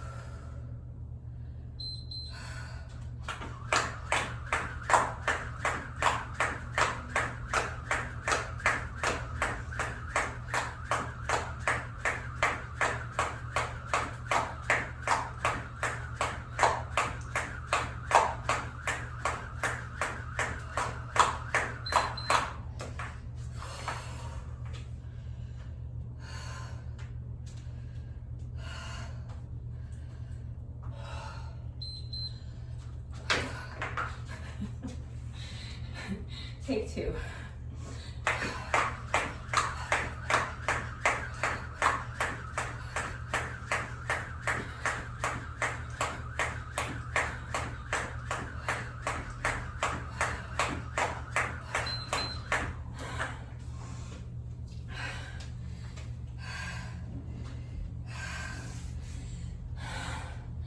You know, it's been a tough workout.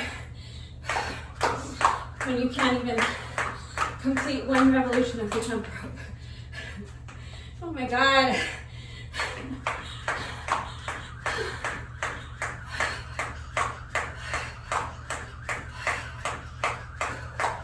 I think even more frustrating for me than tripping over my rope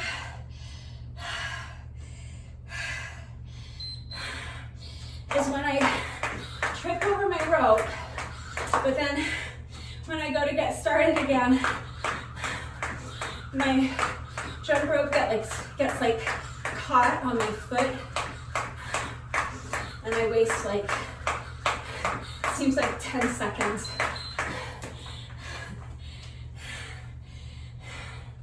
Trying to get started again.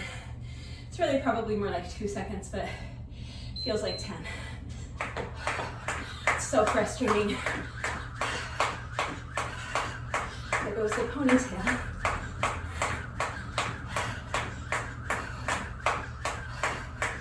How was your ponytail?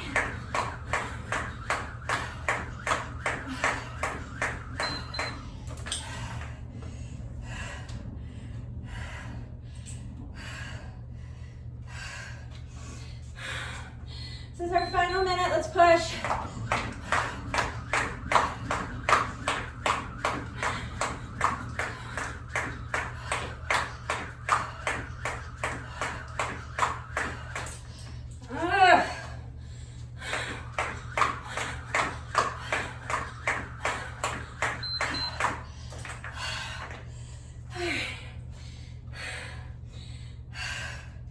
We made it.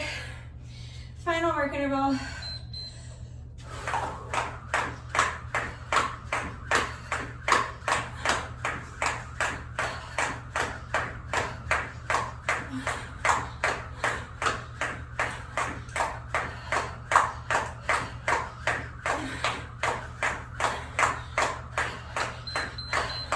That's our 4 minutes. You can stop if you want to.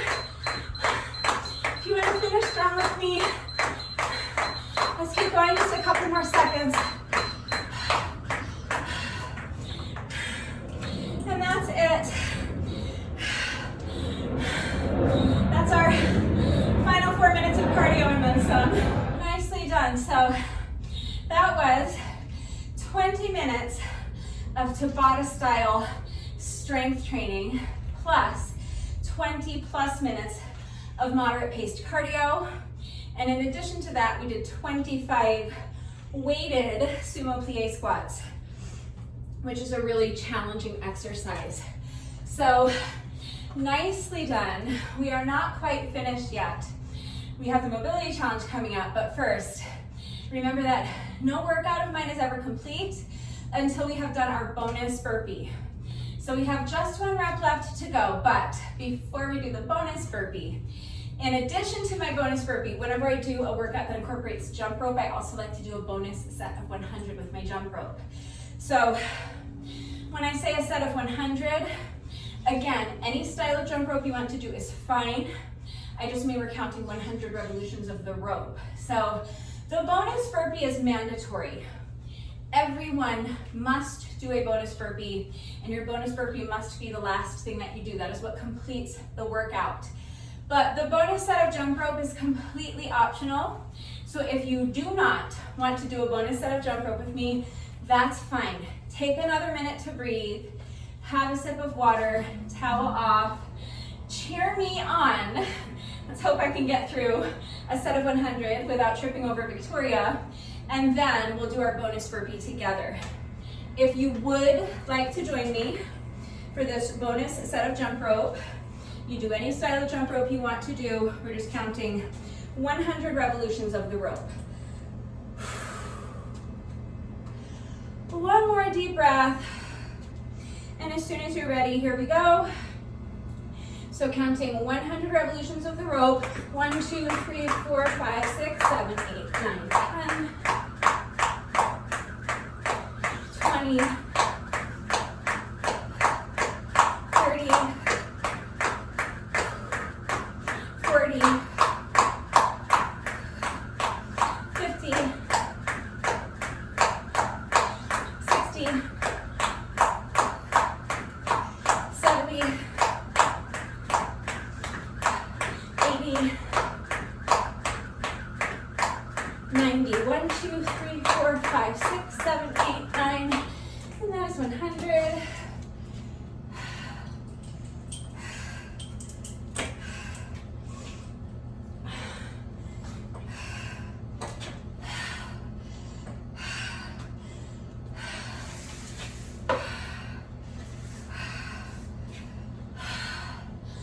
So that's our little bonus setup jump rope. And now we have just 1 rep left to go. Let's go ahead and do our bonus burpee together, and then the workout will be officially complete. So as soon as you're ready, here we go. This is our final workout of the day, or our final rep of the day. I can't even talk anymore.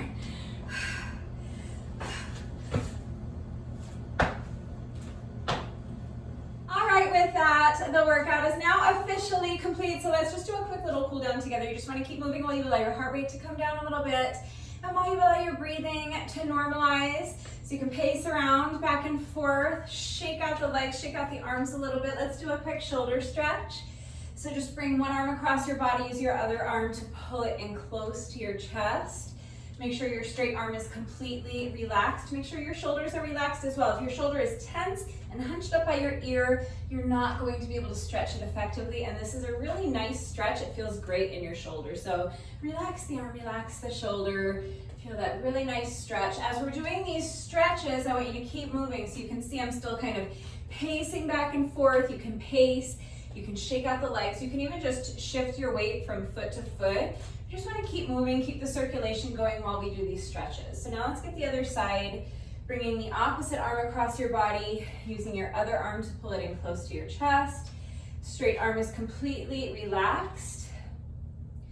Shoulders are relaxed as well. They should be down, away from your ears. Keep moving and keep focusing on slowing down your breathing. So you do that by inhaling all the way down to your belly button. Each time you inhale, I want you to focus on the sensation of your diaphragm being pulled down as you create space for as much air as possible. So visualize breathing all the way down to your belly button. Allow your rib cage to physically expand as you inhale, and visualize filling up your entire torso with air. So inhaling all the way down to the belly button, diaphragm comes down, rib cage expands. Fill up your entire torso with air, and then use your diaphragm to slowly control the air as you exhale. So let's do a tricep stretch next. Bend one elbow, place your hand on the elbow, and gently pull your elbow towards the opposite shoulder, making sure that the fingers on your free hand are pointing straight down at the ground. So you want to avoid having your free hand hanging out up here somewhere by your shoulder. Point those fingers straight down at the ground as you gently pull your elbow towards the opposite shoulder. Feel that really nice stretch in your triceps. Keep moving. So again, you can see I'm kind of just shaking out my legs. If your heart rate is still really elevated, if you're still breathing really heavily, it might feel better to pace around. Or you can just shift your weight from foot to foot. But keep moving, keep focusing on slowing down your breathing. Let's get the other arm. So bending your other arm, place your hand on the elbow. Gently pull your elbow towards the opposite shoulder. Fingers on your free hand are pointing straight down at the ground. Feel that nice stretch in your triceps. You guys know this is one of my favorite stretches. It just feels so good. So keep moving. Just shaking out the legs. Focus on slowing down your breathing. So let's take one more nice deep breath here. Feel your diaphragm being pulled down. Inhale all the way down to your belly button and fill your entire torso with air. Slow, controlled exhale and come out. All right, shake it out. We're going to finish with a quad stretch. So if you struggle with balance, you can hold onto the wall or a chair or some other strong, sturdy, stable, elevated surface for support. You're going to bend one knee, bring the foot behind you, reach back and grab a hold of the top of your foot with the hand that's on the same side if you're holding on to something for support. If you're not holding on to anything for support, you can reach back and grab a hold of the top of your foot with both hands. Press your heel into your booty cheek. And as you're doing that, I want you to tilt your pelvis forward. So tuck your booty underneath you. Think about trying to touch your spine with your belly button. As soon as you combine both of those two elements, you should feel the stretch intensifying your quad muscles as you isolate them more effectively, but I also want you to feel that stretch extend all the way up to your hip flexor. So let's take one more nice deep breath here. Inhaling all the way down to your belly button. Slow, controlled exhale and come out. Shake it out. Let's get the other side. So bending the opposite knee, foot comes behind you. Reach back and grab a hold of the top of your foot with the hand that's on the same side if you're holding on to something for support. If you're not holding on to anything for support, you can reach back and grab a hold of the top of your foot with both hands. Press your heel into your booty cheek, and as you're doing that, you're tilting your pelvis forward. Tuck the booty underneath you. Suck that belly button back towards your spine. Make sure you're combining both of those two elements. Feel that stretch intensify in your quad muscles. So as you're tilting your pelvis forward, make sure that you are continuing to really press your heel into your booty cheek. Let's take one more nice deep breath here. So one last time, inhaling all the way down to your belly button. Fill up your entire torso with air as you inhale. Slow, controlled exhale and come out. And one last time, shake out the legs, shake out the wrists, shake out the arms, swing the arms a little bit. And that's it, that's our little cool down. So if you find that you are still breathing heavily, if your heart rate is still elevated, just take a few more minutes to pace around some more. You can do a little more light stretching if you want. It's always a great idea, but just remember that this little bit of light stretching that we do during the cool down does not take the place of a proper stretching routine. It's still really, really important to make sure that you're taking at least a good 15 or 20 minutes every single day if you can to stretch. It is going to go a long way towards helping to alleviate any muscle soreness that you might be experiencing after the workouts. It's also going to reduce your risk of injury moving forward, and both of those two things are really useful in helping you stay consistent with your workouts. But of course, taking the time to stretch every day is also going to improve your flexibility, and flexibility, I think, tends to be overlooked and undervalued as an aspect of your overall fitness level. So please make sure that you are taking the time to stretch every day. Just please make sure that you are doing so safely. So if you have time to stretch right now, immediately after the workout is always going to be the most efficient and the most effective time to get your stretching done, because your muscles are already nice and warm from the workout. But if you don't have time to stretch now, that's fine. Just remember that if you put off your stretching until later on in the day, that means your muscles will have gotten cold again. Even if it's 95 degrees out, you're going to need to take a few minutes to warm them back up before you begin stretching. You never want to jump into your stretching routine with cold muscles, because your muscles need to be warm in order for them to be pliable so that you can stretch them safely and effectively. And now it is Mobility Monday, so that means that I found another mobility challenge on Instagram for us to try. I'm going to go grab my phone so that we can watch the reel a few times together and we understand what it is that we are about to attempt. All right, so I am watching the reel on Instagram right now. I'm going to show you what I'm looking at so that we can watch it a few times together. All right, mobility challenge. So she is coming down onto her mat. She's bending her left knee, and then she's bending her right knee as well. And she's crossed her right ankle in front of her left knee. Let's watch it again. So both knees are bent, but see how she has her right ankle crossed in front of her left knee. Now she's twisting and then bringing her left arm, she has her left shoulder kind of pressed up against the outside of that, I guess it would be her right knee. So see how her shoulder's kind of right here. She's pressing her shoulder up, and then she's reaching her right arm underneath, kind of hooking her elbow underneath her right knee. So let's watch it again. So cross the leg over, twist, and now bring the arm underneath and through that leg. And now she's reaching back with her right hand and clasping her hands together, and then she's sitting up nice and straight and tall. Let's just watch it one last time. So cross the leg over, twist, bring the arm through, clasp the hands, and that is it.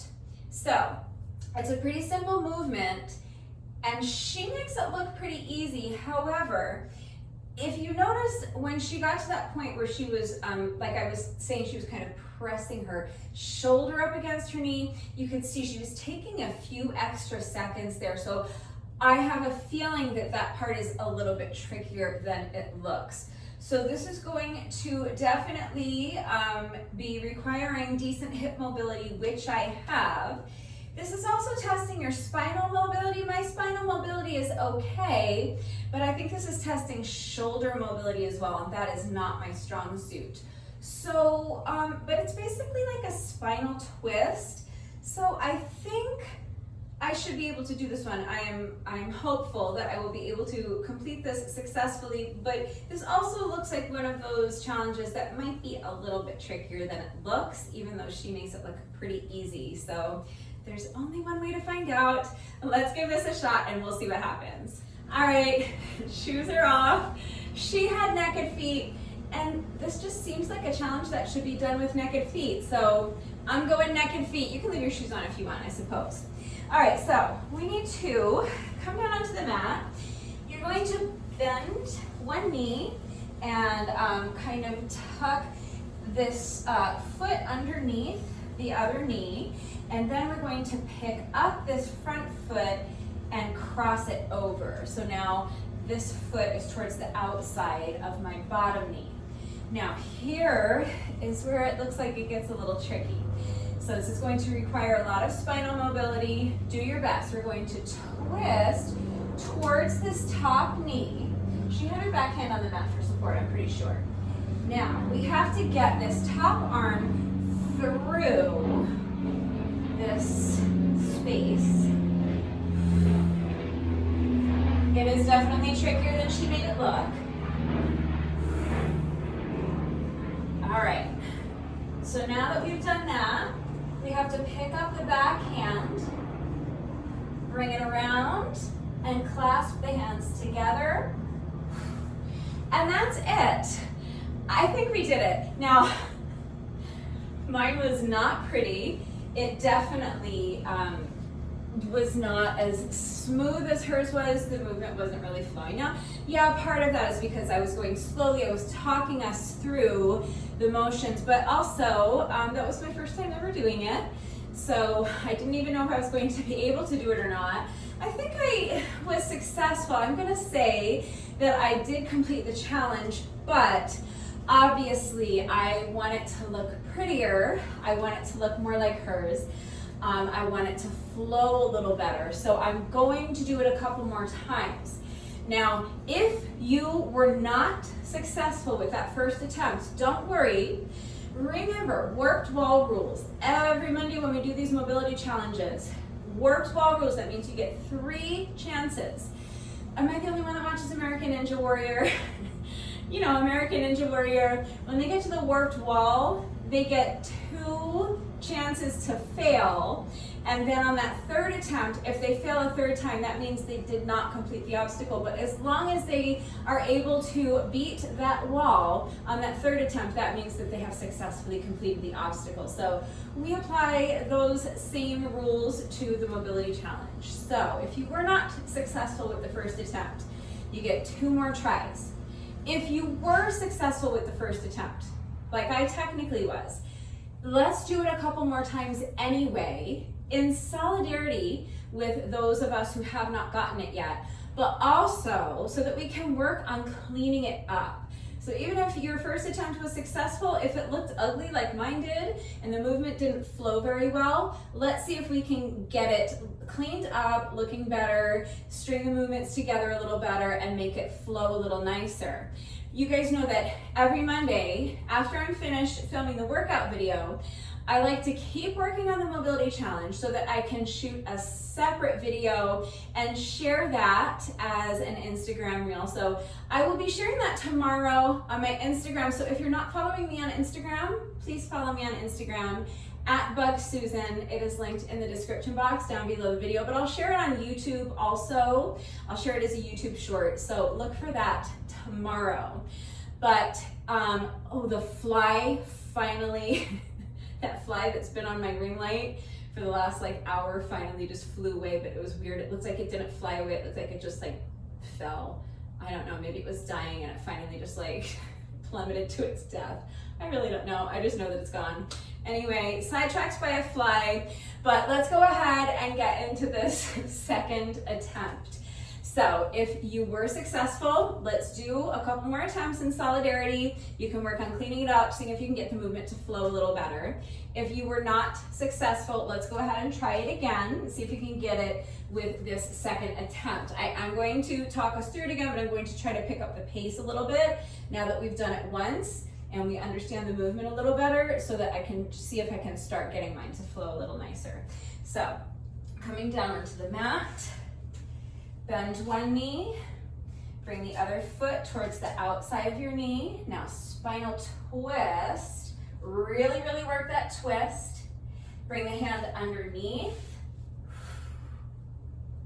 And now pick up this back hand, reach around, clasp the hands together, and that's it. We did it. Now, I don't really think that second attempt was any cleaner for me. I think this is one that I'm going to just have to kind of keep working on until I kind of get it in my body. That was a successful attempt. I did manage to do all of the things, and I got my hands clasped together and it was fine. I'm happy that I was able to complete the challenge, but I do still want to keep working on it. I think this is one of those ones that will get a little bit easier as my body starts to kind of understand a little better what I'm asking it to do, and I think that I'll kind of figure out the best position for me.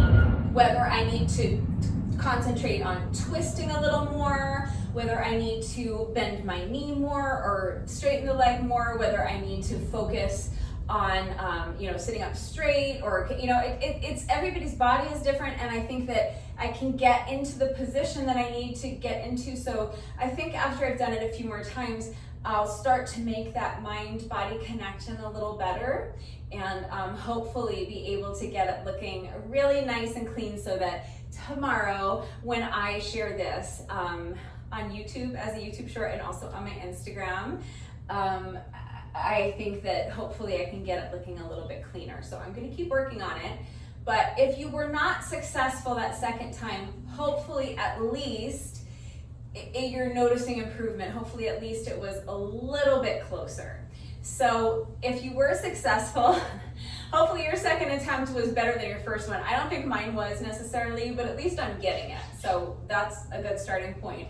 Let's go ahead and try it just once more. So this is our third and final attempt.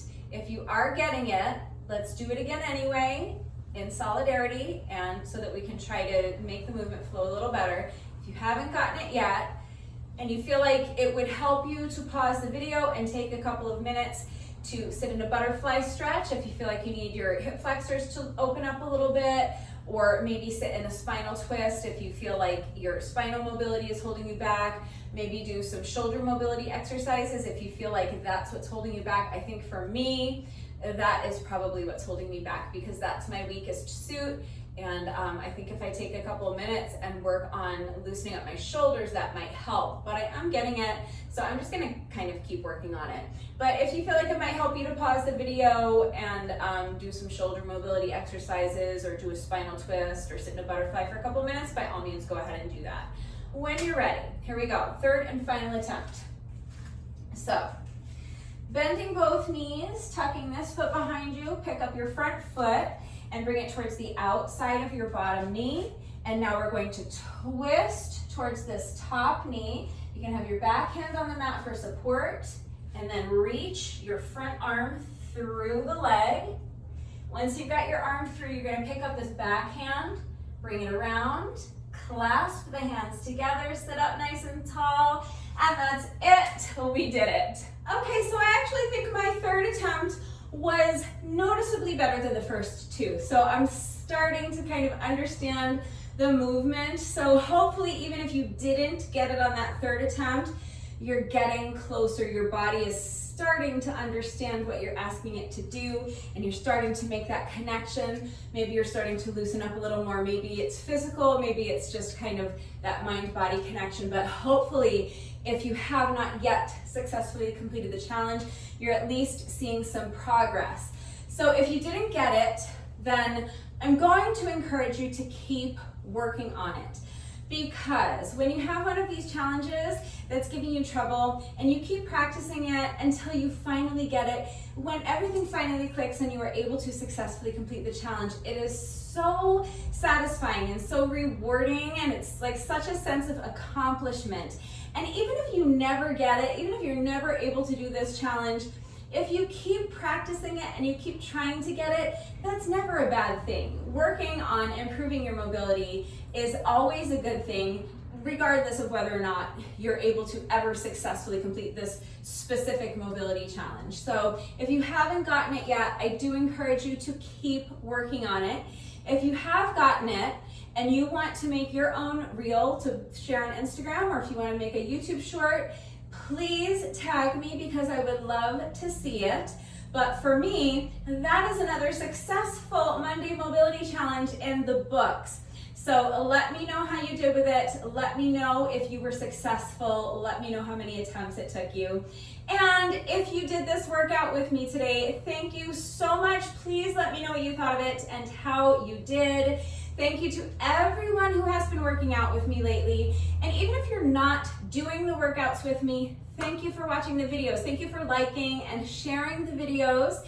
Thank you so much for all of your wonderful and supportive and engaging comments. It truly does mean the world to me. Thank you to all of my new subscribers. If you are not subscribed already, please subscribe. And of course, a great big thank you to those of you who have been subscribed to my channel for years. Please just know that I appreciate you all so very much. One final reminder that if anything was unclear with the format of today's workout and how everything fits together, if you have questions about how you can customize the format of the workout to accommodate any time constraints that you may have, if you have any questions about the exercises that we were doing today, if you have any doubts about how to do the exercises with the correct form, or if you need any further help with equipment-free substitutions or beginner modifications beyond what I have already provided, I am always here to help. So please ask questions if you have them. That is going to do it for today, but before I say goodbye, I just have to say one final thank you to those of you who have been watching the videos all the way until the end and commenting with the secret code phrase of the day.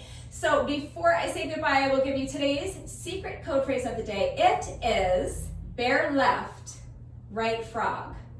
So if you are still watching this video, hello, thank you for watching all the way until the end.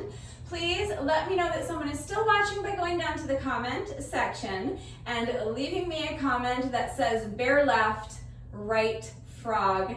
That is going to do it for today. I will see you all next time. Bye.